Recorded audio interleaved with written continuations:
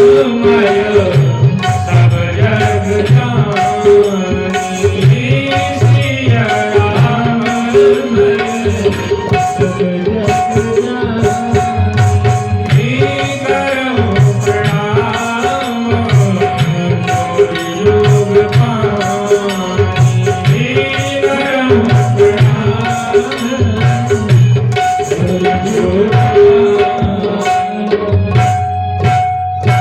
जो संत होता है सभी प्राणियों में भगवान के स्वरूप को देखता है। महाराष्ट्र के एक बड़े नामी संत हुए हैं नामदेव जी महाराज। नामदेव जी महाराज एक बार एक गन्ना लेकर के अपने घर को आए तो नामदेव जी की जो पत्नी थी थोड़ा उल्टे स्वभाव की थी। संसार में ऐसी बहुत सी पत्नियां हैं जिनके साथ पुरुष किसी तरह गुजारा कर रहे हैं। क्यों? क्योंकि सृष्टि 3 गुणों से युक्त है, सत्व गुण, रज गुण और तम गुण। अगर सात्विक गुण होंगे हमारे अंदर तो अच्छे अच्छे विचार आएंगे, भगवान की कथा श्रवण करने में मन लगेगा। जितनी हो सके हम भगवान की कथा श्रवण करेंगे, अच्छे कार्य करेंगे और अच्छा आहार पान करेंगे। रजोगुण होगा तो हमारे अंदर क्रोध की अधिकता अत्यधिक होगी, आहार में भी शुद्धता नहीं होगी। सत्संगी तो हो सकते हैं लेकिन उतने बड़े धार्मिक नहीं हो सकते। क्षणिक सत्संग जिसको प्यारा लगता है वो रजोगुण से युक्त है। जिनको कथा भागवत में आनंद नहीं आता, शादी विवाह में कोई डांस करने वाली आ जाए आनंद आता है, वो क्या है? रजोगुण से युक्त है। और जो आप लोग कथा भागवत सत्संग करते हैं वो सत्व गुण से युक्त है। यहाँ पर जितने लोग बैठे हुए हैं सब सत्व गुण से युक्त हैं, इसलिए भगवान की कथा आप लोगों को अच्छी लगती है। और एक होता है तमोगुण, तो भगवान को क्या माने, धर्म को क्या माने, उसके आहार में भी शुद्धता नहीं होती, विचार में भी शुद्धता नहीं होती। क्योंकि कहते हैं जैसा आहार लोगे वैसा आपका विचार होगा। अगर आप शुद्ध सात्विक आहार लेते हो तो आपका विचार शुद्ध और सात्विक होगा। और आप दुर्गुण से युक्त आहार लेते हो, बहुत से लोग होते हैं मदिरा का पान करते हैं ना, मदिरा मद को बढ़ाने वाली, और आहार में भी तामसी आहार लेते हैं। उनकी बुद्धि शुद्ध गुणों से युक्त हो ही नहीं सकती। उनको आप कितना भी समझाओ, कितना भी उपदेश दो, जाकर के उनकी समझ में आने वाला नहीं होता। कथा भागवत सुनाओगे तो वो दूर भागेंगे। उसी तरह जब 3 गुणों से सृष्टि बनी हुई है, सत्व, तम और रज, सात्विक पुरुष को रजोगुण वाली या तमोगुण वाली स्त्री अगर मिल जाए तो गुजारा होने वाला नहीं है। उसी तरह अगर सत्व गुण की स्त्री है और तमोगुण का पुरुष मिल जाए तब भी गुजारा होने वाला नहीं है। आज आप लोग देखते होंगे और सुनते भी होंगे कि जितने भी पुरुष हैं, नवयुवक हैं, वो शराब पी करके आते हैं और स्त्रियों पर अत्याचार करते हैं। क्या है? बोले तमोगुण की प्रधानता है। तमोगुण की प्रधानता कैसे हटेगी? शुद्ध सात्विक आहार, शुद्ध सात्विक विचार से। कोई भी व्यक्ति अगर सात्विकता की ओर उसको मोड़ेगा तो निश्चित रूप से वह सुधर जाएगा। लेकिन जब तक तामसी गुण है तब तक वो सुधरने वाला नहीं है। उसी तरह नामदेव जी की जो पत्नी थी तो तमोगुण से युक्त, और नामदेव बहुत बड़े संत, धर्मात्मा, भगवान के बड़े भक्त। एक दिन एक गन्ना लेकर के आए तो पत्नी ने कहा इतनी देर क्यों हो गई, कहाँ गए थे? और मुझे बिना बता के चले गए। नामदेव ने कहा रास्ते में दो लोग मिल गए थे, दोनों ने ये जो मैंने गन्ना लिया है ना, इसके दो भाग करके मैंने उनको दे दिया, उन्होंने मांग लिया, एक भाग बचा है, ये तुम ले लो। अब पत्नी आग बबूला हो गई, एक गन्ना लाए उसमें भी दो भाग दूसरे को दे दिए, मुझे देने के लिए क्या मैं ऐरी गैरी हूं जो मुझे ये गन्ना दे रहे हो?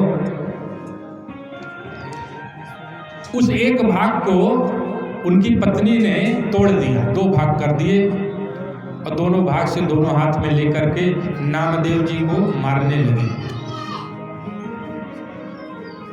आजकल ऐसा ही होता है ना, पुरुष बेचारे प्रताड़ित हुए होते हैं। एक रिसर्च में पता लगा है कि भारतीय पुरुष बेलन और चिमटे से बहुत डरते हैं, क्योंकि माताओं का ये तो हथियार होता है ना? और सबसे ज्यादा प्रताड़ित पुरुष हैं नामदेव जी। लेकिन संत हैं, संत की महिमा बता रहे हैं आपको। एक कथा के माध्यम से संत की महिमा देखिए। संत जी बड़े प्रसन्न हो गए, वाह,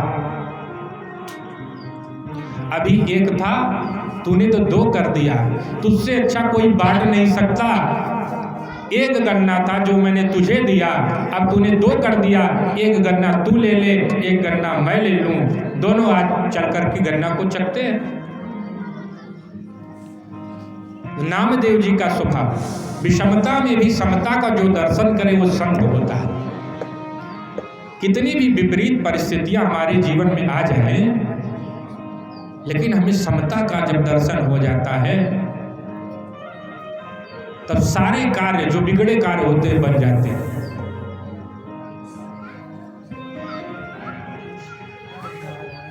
जैसे ही भागवत की कथा सनकादियों ने श्रवण कराई, बड़े बड़े सिद्ध संत लोग आकर के विराजमान हो गए। इतनी देर में क्या देखते हैं कि भक्ति महारानी ज्ञान वैराग्य के साथ प्रकट हो गई। बोले श्रीमद् भागवत महापुराण की, बोले भक्ति महारानी की। एक बार प्रेम से बोलिए जय श्री कृष्ण, और मस्ती में बोलिए जय श्री कृष्ण, और मस्ती में बोलिए जय श्री कृष्ण। एक बार हर हर महादेव का नारा लगाएंगे, हर हर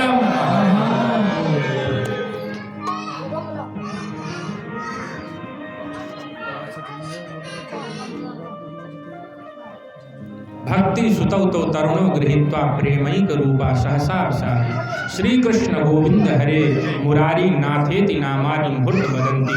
श्री कृष्ण गोविंद का भजन गाते हुए भक्ति महारानी वहां प्रकट हो गई ज्ञान वैराग्य के साथ। जो ज्ञान वैराग्य जर्जर अवस्था में थे, बूढ़े हो चुके थे, भक्ति महारानी प्रकट हो गई और उनके साथ नृत्य करने लगी। श्री कृष्ण गोविंद हरे मुरारी, हे नाथ नारायण वासुदेवा। श्री कृष्ण गोविंद हरे मुरारी, हे नाथ नारायण वासुदेवा। श्री कृष्ण गोविंद हरे मुरारी, हे नाथ नारायण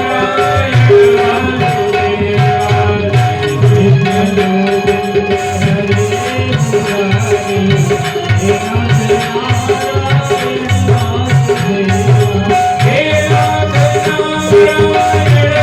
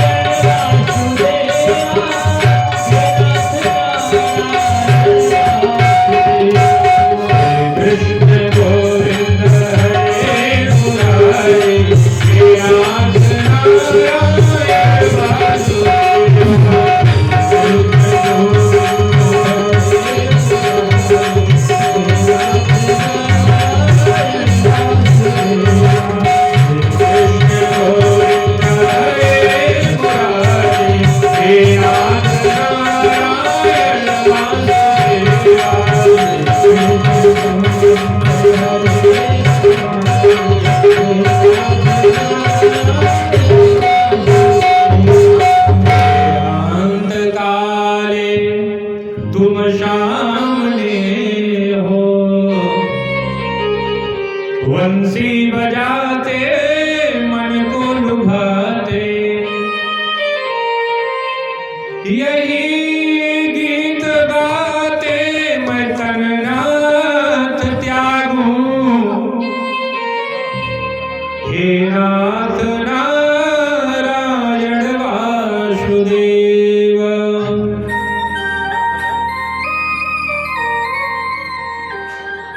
श्री कृष्ण गोविंद हरे मुरारी, हे नाथ नारायण वासुदेवा।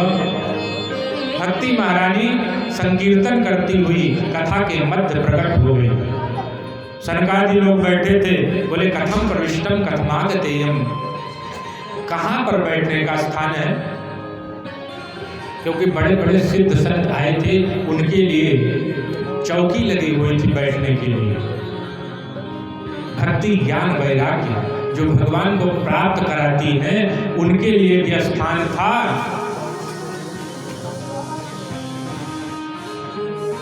सनकादियों ने कहा भक्ति महारानी आप तो प्रभु की प्राण प्रिया हो। सकल भुवन मध्य निर्धानास्ते धन्या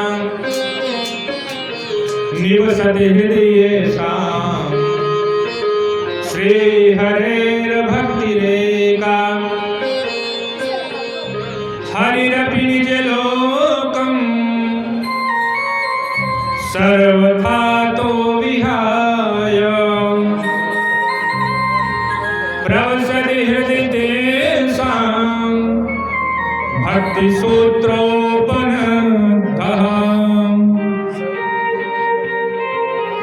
आपका निवास स्थान तो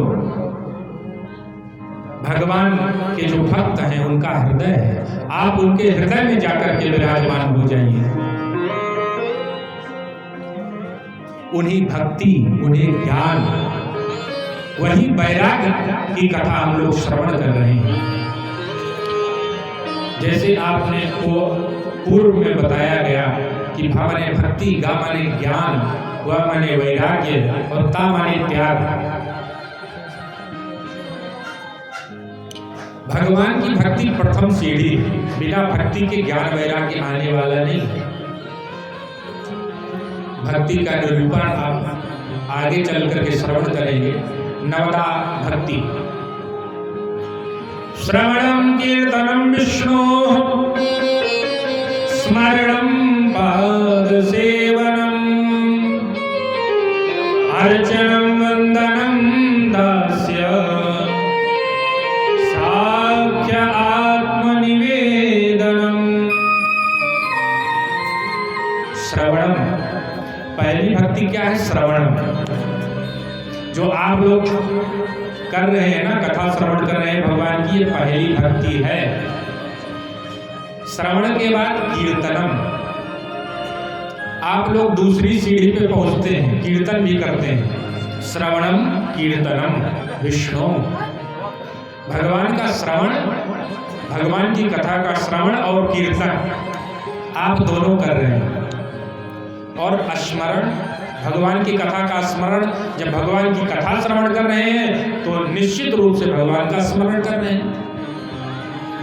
पाद सेवनम, भगवान के दासानुदास बन करके रहिए, भगवान के चरणों में प्रीति कीजिए।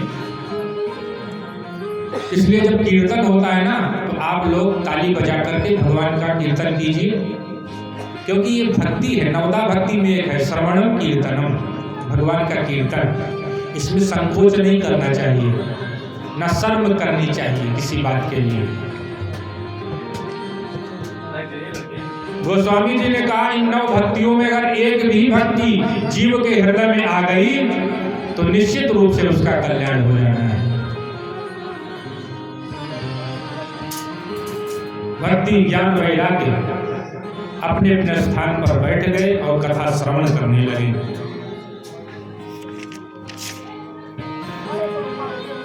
नारद जी ने प्रश्न किया, महाराज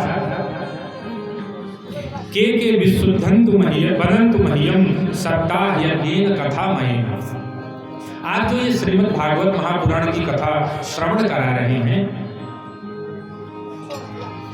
ऐसे श्रीमद् भागवत कथा श्रवण करने से कौन कौन से प्राणी शुद्ध होते हैं। देखिए, कहीं हम जाते हैं तो अपना लाभ पहले पूछ लेते हैं कि ये करने से हमें क्या लाभ प्राप्त होगा। बिना लाभ के हम कोई कार्य करते नहीं। पंडित जी के पास जाते हैं, महाराज ये पूजा कराएंगे तो क्या हमें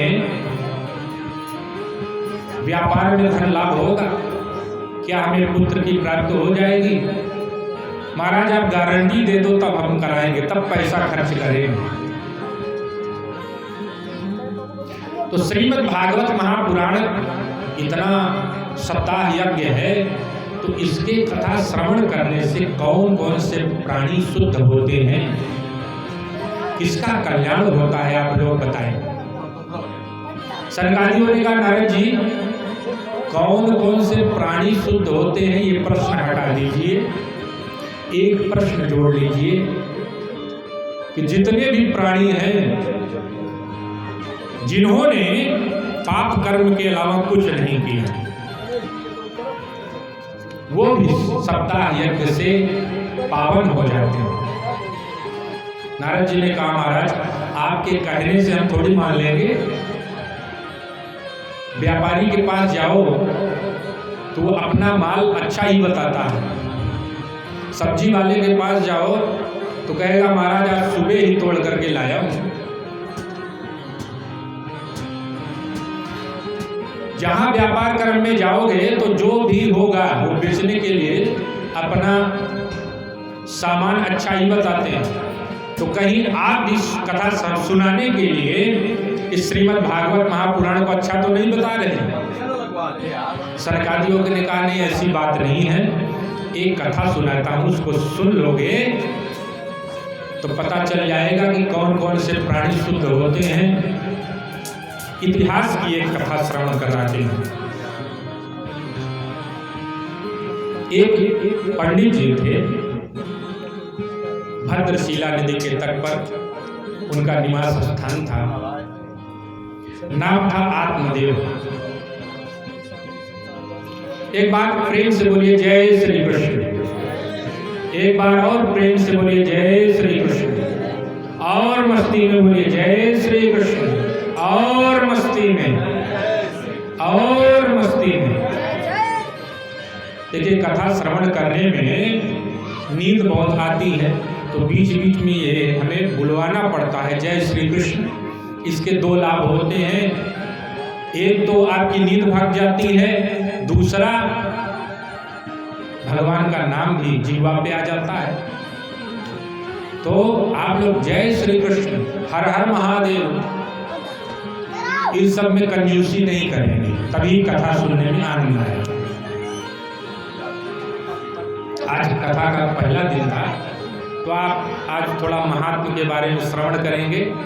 कल से भागवत कथा में प्रवेश होगा,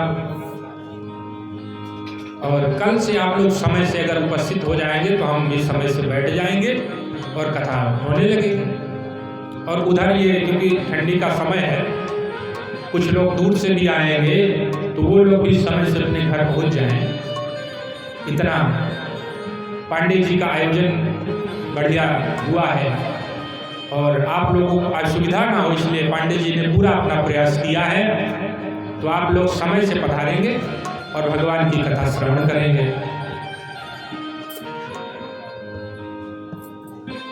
आत्मदेव जो ब्राह्मण थे, बड़े धर्मात्मा, बड़े ज्ञानी, बड़े विद्वान, लेकिन इनकी एक जो पत्नी थी उनका नाम था धुंधली देवी। धुंधली यथा नाम तथा गुण, जैसा उनका नाम वैसा गुण था। धुंधली माने अंधकार, धुंध माने होता है कोहरा, आप उसको समझ सकते हैं अंधकार। जो धुंधली हैं वो अपने स्वभाव के अनुरूप ही थी, नाम के अनुरूप ही थी।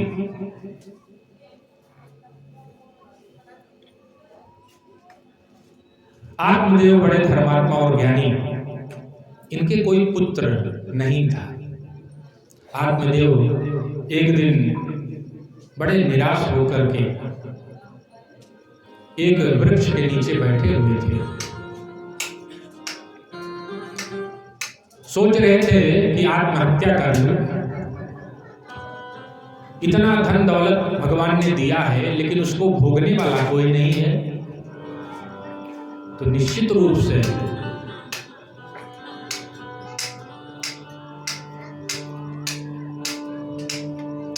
ऐसे जीवन से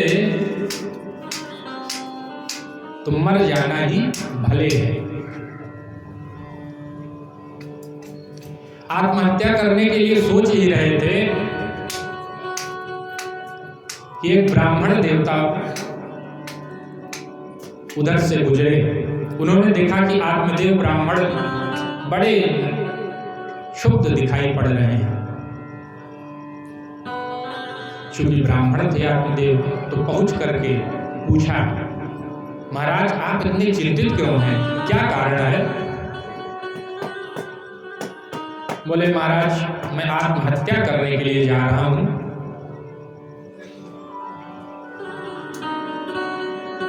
महाराज आप इतने ब्रह्म ज्ञानी हो, विद्वान हो, और आत्महत्या करने के लिए जा रहे हो? अंते यामति सा गति, अंत में जिस प्रकार जीव की मति होती है उसी प्रकार गति होती है, और आत्महत्या तो महान पाप है। आप ऐसे विद्वान धर्मात्मा आत्महत्या करने के लिए क्यों जा रहे हो? बोले, महाराज भगवान ने धन दौलत बहुत दिया है, लेकिन पुत्र नहीं है, और पुत्र के बिना जीवन व्यर्थ प्रतीत होता है। और महाराज मैंने सुना है कि पुत्र जिसके नहीं होता उसको गति नहीं होती।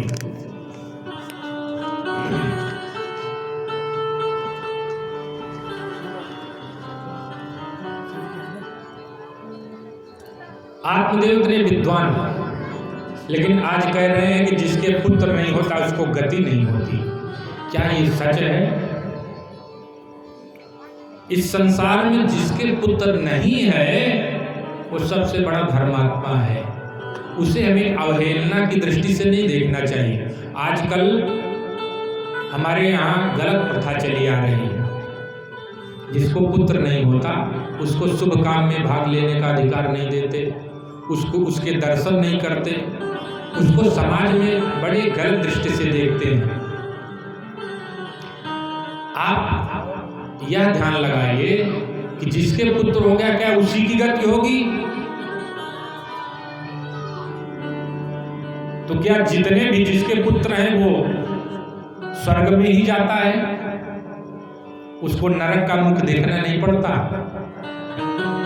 शास्त्रों में 5 प्रकार के पुत्र बताए गए हैं। पहला पुत्र होता है ऋणदाता पुत्र। इसकी पहचान कैसे होती है? जब गर्भ में ऋणदाता पुत्र आता है तो माता की तबीयत खराब होने लगती है।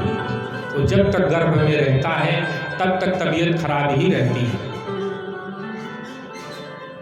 बहुत पैसे खर्चा करना पड़ता है।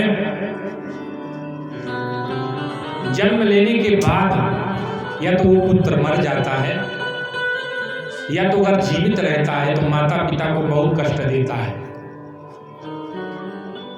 ऋणदाता पुत्र, आपने किसी का ऋण पूर्व जन्म में लिया हो और मरते समय उसने सोचा कि मेरा धन खा करके बैठा है, इसका कल्याण होने वाला नहीं है। पुत्र के रूप में वह जन्म लेता है और आपको दुखी करता है। दूसरा पुत्र होता है धरोहर धरता। आपने किसी को विश्वास करके कुछ धन दे दिया हो, आभूषण दे दिया हो रखने के लिए, और वो बेईमानी कर जाए कि महाराज हमको आपने कहाँ दिया, मरते समय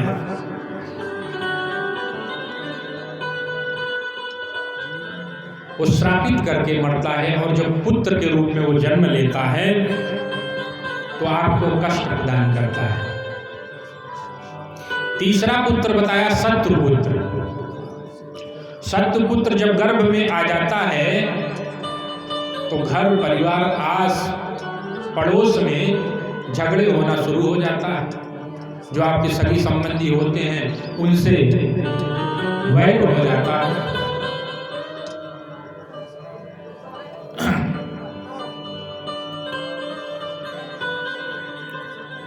पच्चीस साल के बाद अचानक उसकी मृत्यु हो जाती है, और उस पुत्र मोह में आप लोग तड़पते रहते हैं। वो कष्ट देकर के चला जाता है, वो शत्रु पुत्र होता है। किसी गरीब को आपने बहुत सताया हो तो सावधान हो जाइए, क्योंकि जब गरीब को हम लोग सताते हैं ना तो धर्म अधर्म कुछ नहीं देखते, और गरीब जब मरने लगता है तो उसके आत्मा से निकलता है कि कितना मुझे सताया है, मैं भी जन्म लेकर के इसे सताऊंगा। तो वो शत्रु पुत्र के रूप में आता है और आपको जीवन भर कष्ट देता है। आज लोग पुत्र से बहुत दुखी हैं। लोग कहते हैं महाराज मैंने कौन सा कुकर्म किया था जो मुझे ऐसा पुत्र मिला। ये आपके पूर्व जन्म की कुछ गलतियां होती हैं। 3 कर्म होते हैं।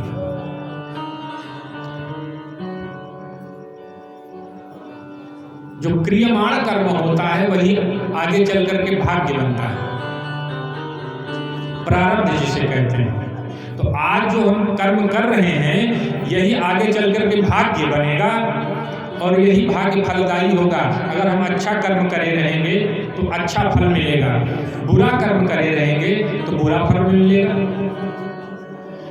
तो किसी गरीब को हमें सताना नहीं है, किसी का धन हमें लेना नहीं है, अन्यथा ये पुत्र होकर के आपको सताने के लिए आ जाएंगे। 5वां पुत्र होता है सेवक पुत्र। आपने किसी गरीब की मदद कर दी, किसी की सेवा कर दी, आपके ऋण से वो ऋण नहीं हो पाया। मरते समय उसने सोचा कि फलाने व्यक्ति ने मेरी बहुत सेवा की है, मौका मिला तो मैं भी इनकी बहुत सेवा करूंगा।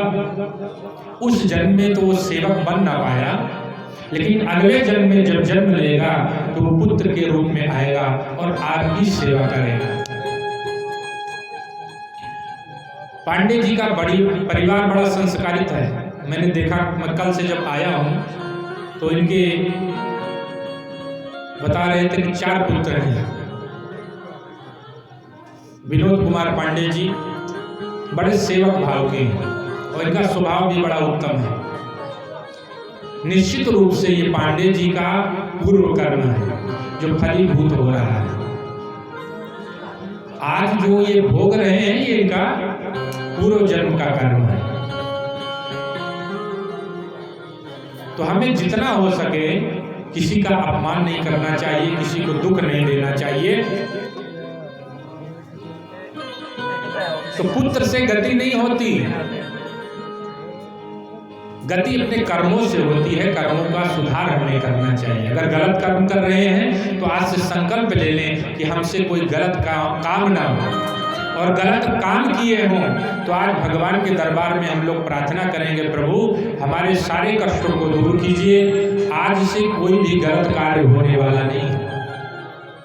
कोई भी कार्य हो, भगवान की कृपा जोड़ दीजिए, कृपा हो जाएगी, निश्चित रूप से आपका कल्याण हो जाएगा। अनन्यास चिंतयन्तो मां ये जना पर्युपासते। भगवान ने कहा सर्वधर्मान परित्यज्य मामेकं शरणं व्रज। सभी धर्मों को, धर्म क्या है?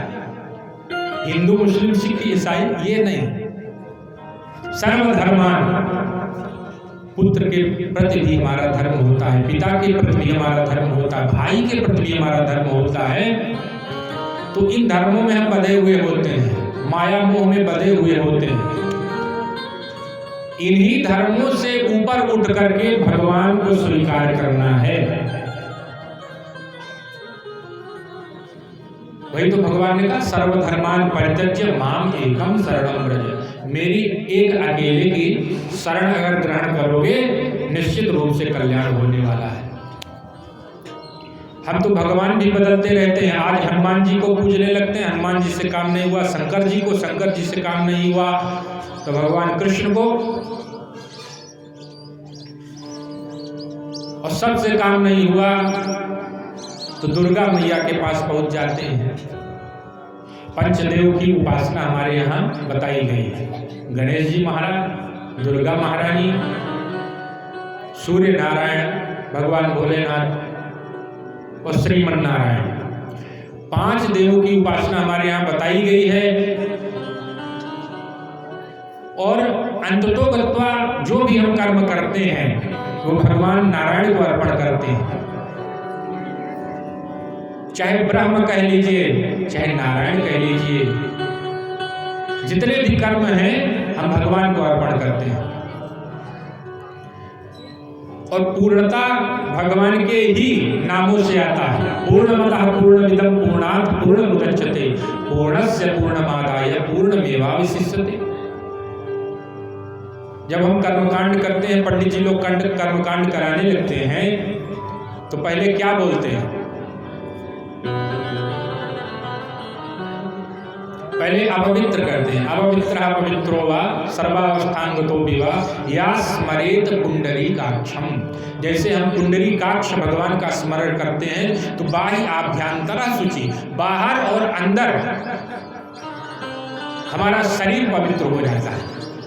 और फिर केशवाय नमः, नारायणाय नमः, माधवाय नमः जल पी करके भगवान का स्मरण करके अपने शरीर को शुद्ध करके पूजन करते हैं।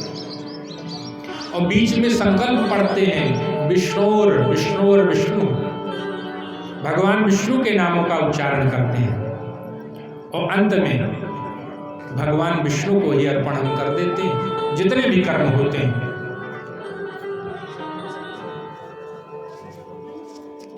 आत्मदेव ब्राह्मण बड़े कष्ट में थे, पुत्र नहीं हो रहा था।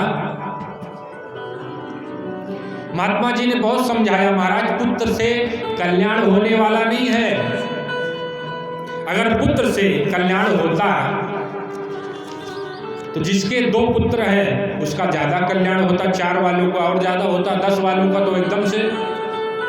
पुत्र से कल्याण होने वाला नहीं है, कल्याण तो अपने कर्मों से होने वाला है।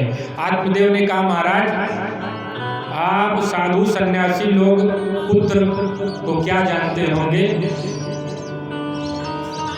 पुत्र जब आंगन में खिलखिला करके हंसता है, उसकी हंसी देख करके, उसकी खुशी देख करके जो पति पत्नी होते हैं उनका हृदय गदगद हो जाता है। पुत्र का सुख आपको कहां प्राप्त होगा? आप क्या जाने पुत्र के विषय में। साधु ने सोचा कि ये तो माया मोह से ग्रसित है, विद्वान तो है लेकिन माया मोह से ग्रसित है। एक फल दे दिया, ले जाकर के अपनी पत्नी को खिला देना, लेकिन 2-4 बातों का स्मरण करना, ध्यान देना कि पत्नी को कहना झूठ ना बोले, किसी की निंदा ना करे, सदाचार के मार्ग पे चले, तो एक अच्छा सा सुंदर स्वभाव का भगवान का भक्त पुत्र आपको होगा। अब धुंधली तो उल्टे दिमाग की, उल्टे स्वभाव की, ले जाकर के फल धुंधली को दे दिया।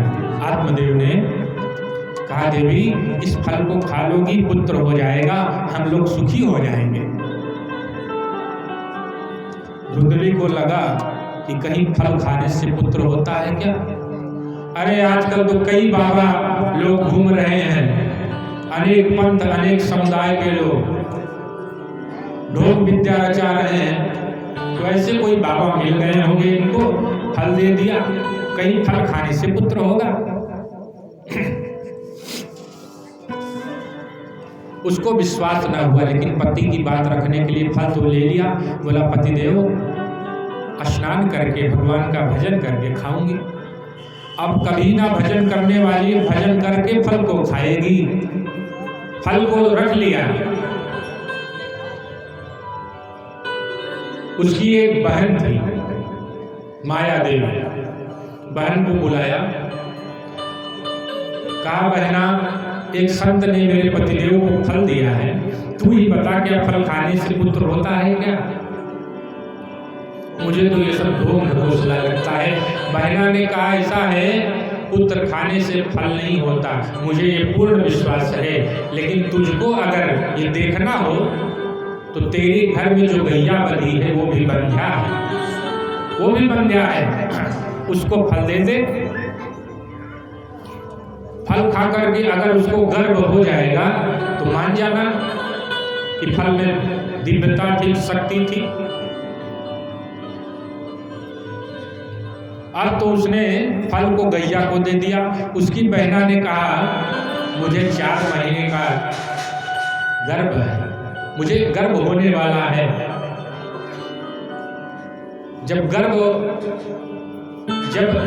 पुत्र जन्म लेगा तो मैं ले आकर के तुमको दे दूंगी और तुम मेरे पतिदेव को कुछ धन दे देना, उससे वो मान जाएंगे और अपने पति को बता देना कि मेरे यहाँ पुत्र हुआ है। तो आजकल जैसे नकली बनाते हैं ना, कपड़ा वपड़ा डाल करके, तो 9 महीने तक धुंधली अपने पति को यही बताती रही कि गर्भ ठहर गया है। 9 महीने के बाद उसके बहन को पुत्र हुआ, ले आकर के धुंधली को दिया। भगवान का प्रभाव, भगवान का चमत्कार हुआ। संत देव जी के ने जो फल दिया था, जो गैया को खिलाया गया था, गैया को भी गर्भ हो गया। 9 महीने के बाद गैया ने भी एक सुंदर बालक को जन्म दिया। बड़ा आश्चर्य में सब लोग पड़ गए, दूर दूर से लोग देखने के लिए आए कि एक गाय एक मनुष्य के पुत्र को जन्म दे रही है।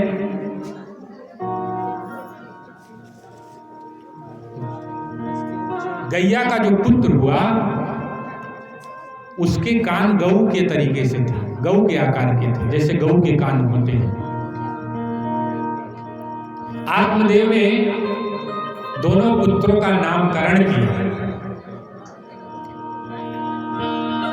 गाय के समान इसका कर्ण है, इसका नाम गोकर्ण होगा।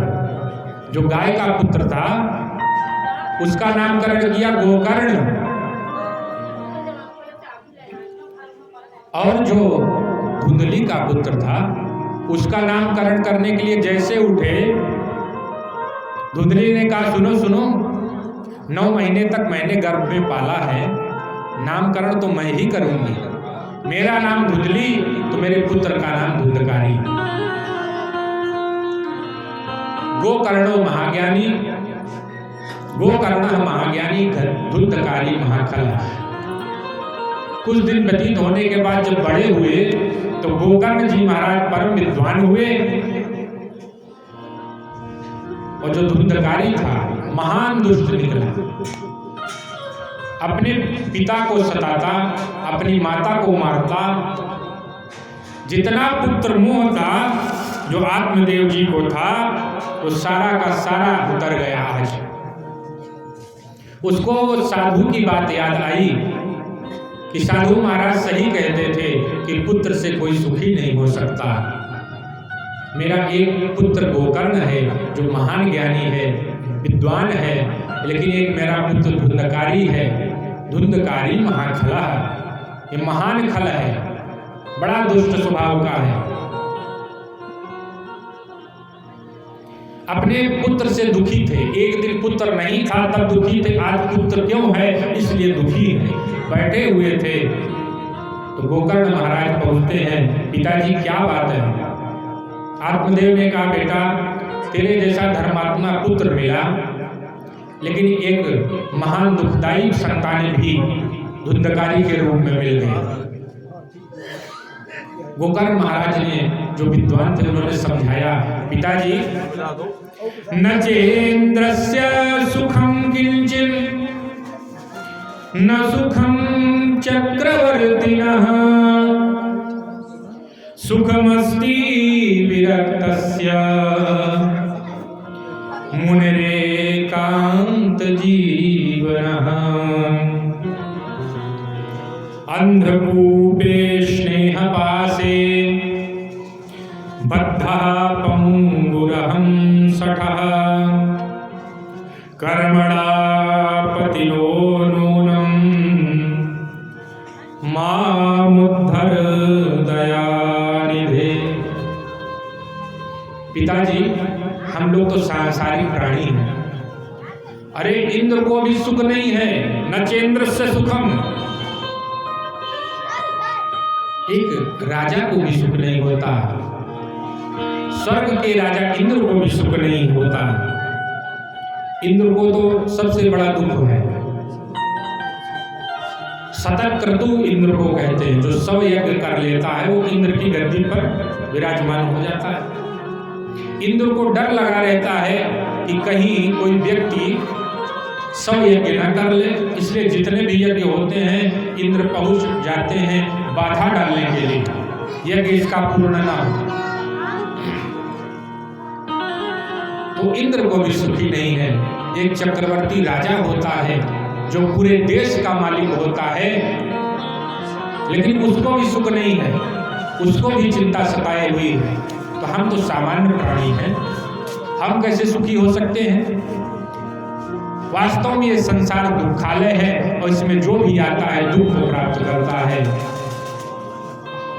इस देह में हम लोग जो माया मोह लगाए हुए हैं, इस माया मोह से उबरना होगा।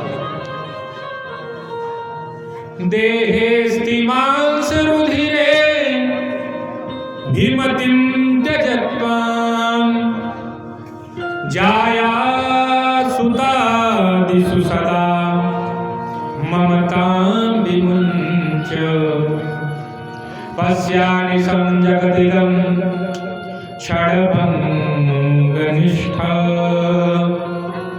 वैराग्यरागरसिको भवभक्तिनिष्ठः। पिताजी, ये देह मांस और रुधिर से बना हुआ है। ये 5 तत्वों से देह बना हुआ है। चित जल पावक गगन समीरा पंच रचित यह अधम शरीरा। ये 5 तत्वों से बना हुआ है। आज तो थोड़ा समय हो रहा है, कल 5 तत्वों के बारे में हम लोग जानकारी प्राप्त करेंगे, क्योंकि कुछ लोग दूर से भी आते हैं कथा श्रवण करने के लिए, तो बहुत अंदर अभी नहीं जाएंगे। 5 तत्वों से ये देह बनी हुई है, जो रुधिर और मांस का पिंड है। इसमें माया मोह ज्यादा नहीं करना चाहिए। इस देह को हम कितना सजाते हैं, कितना क्रीम पाउडर लगाते हैं, कितना इत्र छिड़क करके चलते हैं, कितने सुगंधित पदार्थ, भोज्य पदार्थ हम शरीर को देते हैं। शरीर में 9 छिद्र होते हैं और 9 छिद्र से निरंतर गंदगी बहती है।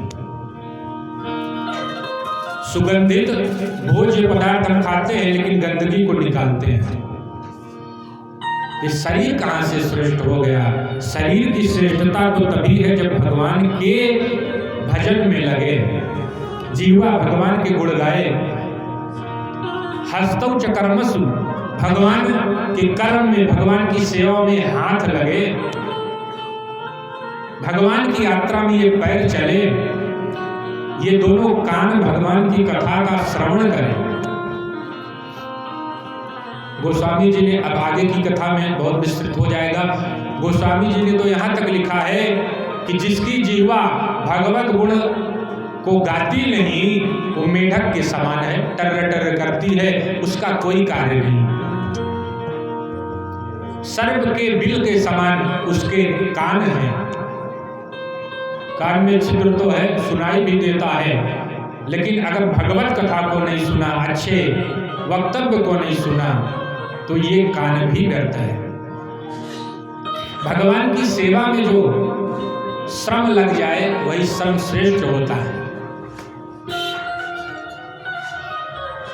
पिताजी, इस देह में जो आपकी प्रीति है इससे उबरिए और उन संतों का साथ कीजिए जिन संतों के साथ से सबका कल्याण होता है। धर्मं भजस्व सततम त्यज लोक धर्मान। ये लोक धर्मों को त्याग दीजिए और जो सही धर्म है, सत्य धर्म है, उस धर्म का भजन कीजिए जिससे प्राणी मात्र का कल्याण हो जाए। बड़ा ही दिव्य उपदेश आज गोकर्ण जी ने अपने पिताजी को दिया।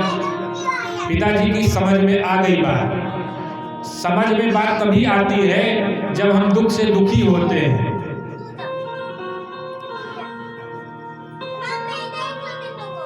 दुख में सुमिरन सब करें पर सुख में करे न कोई, और जो सुख में सुमिरन करें तो दुख काहे का हो। दुख के बाद ही हमें समझ में आता है कि भगवान है, भगवान में प्रीति करना चाहिए, भगवान से प्रेम करना चाहिए। अब जब दुख पड़ा तो आत्मदेव जी के को समझ में आ गया और संतों का सत्संग करके आत्मदेव जी ने अपने देह को कृतार्थ किया और भगवान के परम धाम को गए। प्रेम से बोलिए जय श्री कृष्ण। एक बार और बोलिए जय श्री कृष्ण, और मस्ती में बोलिए जय श्री कृष्ण। एक बार हर हर महादेव का नारा।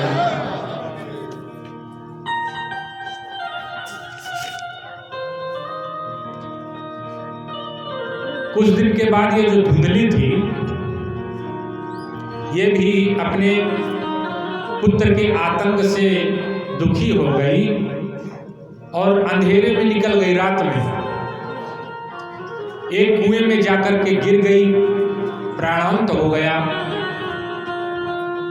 गोकर्ण जी ने देखा कि पिताजी चले गए, माताजी भी चली गई, अब हमारा नंबर है। इस दुष्ट के हाथ से मरना इससे बढ़िया है तीर्थ यात्रा कराता हूं। गोकर्ण जी तीर्थ यात्रा के लिए चले गए। अब जब अकेला पड़ा धुंधकारी तो 5 वेश्याओं को अपने यहाँ रख लिया।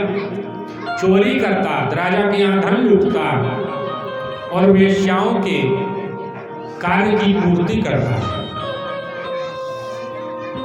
एक दिन बहुत सारा धन चुरा करके लेकर के आया राजा के यहाँ से। वेश्याओं ने सोचा ये रोज रोज धन चुराता है, कहीं एक दिन पकड़ा गया तो ये तो जाएगा ही, इसको फांसी होगी ही, राजा मुझे भी नहीं छोड़ेंगे। वेश्याओं ने प्लान बनाया और धुंधकारी को एक खाट पे बांध दिया, गला दबाया। गले दबाने पर भी धुंधकारी की मृत्यु नहीं होती। कहते हैं जो पापी होता है ना उसकी मृत्यु सामान्य नहीं होती, बड़े कष्ट से मरता है। घर में चूल्हा जला हुआ था, जितनी आग थी ले आकर के धुंधकारी के मुख में डाल दिया। धुंधकारी शराब के मद में था, देह की सुध न रही और जैसे ही वो पूरा आग उसके मुख में गया तड़प तड़प के उसका प्राणांत हो गया। धुंधकारी को उसी घर में गड्ढा खोद करके दफना दिया वो वेश्याओं ने और धन लेकर के चली गई। कुछ दिन के बाद जब गोकर्ण जी को पता चला कि हमारे भाई साहब तो नहीं रहे, घर पर आए, साफ सुथरा किया, घर को रहने लगे। एक दिन रात में एक पशु की जैसी आकृति गोकर्ण जी को दिखाई दी, छाया के रूप में। गोकर्ण जी को लगा कि कोई ना कोई आत्मा, प्रेत आत्मा सामने दिखाई दे रही है।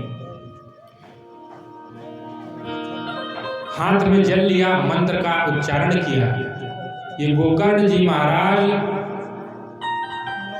दिन में 3 बार गायत्री मंत्र का जाप करते थे, सुबह दोपहर शाम। जो द्विज हैं उनको त्रिकाल संध्या तो आवश्यक है, न त्रिकाल कर पाए तो एक काल की करें, सुबह की संध्या। उससे उस संध्या के प्रभाव से गायत्री जप से द्विज को बल प्राप्त होता है। तो इन्होंने मंत्र पढ़ा और छाया के ऊपर जल को छोड़ दिया। छाया जो बात नहीं कर रहा था, प्रेतात्मा जो बात नहीं कर रहा था, वो बोल पड़ा। भैया, अहम भ्राता तुदीयोऽस्मि धुंधकारी नामकः स्वकीयेनैव दोषेण ब्रह्मत्वं नासितं मया। भैया, मैं आपका भाई धुंधकारी हूँ।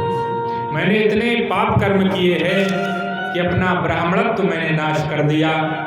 सारी कथा धुंधकारी ने आज गोकर्ण जी को बताई और कहा, भैया मेरा उद्धार किस प्रकार होगा? आप तो परम ज्ञानी हैं, मेरा उद्धार कीजिए। गोकर्ण जी महाराज ने कहा कि अभी आप जाइए, मैं सुबह इसके बारे में बात करूंगा। सुबह हुई, सूर्यार्घ्य गोकर्ण जी महाराज ने दिया और भारत का एक संत सूर्य भगवान के रथ को रोक दिया। महाराज, मुझे उपाय बताइए, मेरा भाई प्रेत योनि में है, उसकी मुक्ति का साधन बताइए। सूर्य भगवान ने कहा कि आप श्रीमद् भागवत महापुराण का आयोजन कीजिए, धुंधकारी को श्रवण कराइए। महाराज, वो तो प्रेतात्मा है, कैसे श्रवण करेगा? बोलिए, उसके लिए एक बांस गाड़िए। उस बांस में, क्योंकि जो प्रेत होते हैं वायु जैसा शरीर होता है, उस बांस में वो आ जाएगा और श्रवण कर लेगा। अब आज गोकर्ण जी महाराज ने श्रीमद् भागवत महापुराण का आयोजन किया। धुंधकारी के लिए एक बांस गाड़ा गया, 7 गांठ का, 7 ग्रंथि का बांस। आज भी भागवत महापुराण में धुंधकारी को याद दिलाने के लिए वो गाड़ा जाता है। उस बांस में आकर के धुंधकारी कथा का श्रवण करने लगा और एक दिन की कथा पूर्ण हुई तो जो बांस थी उसकी एक ग्रंथि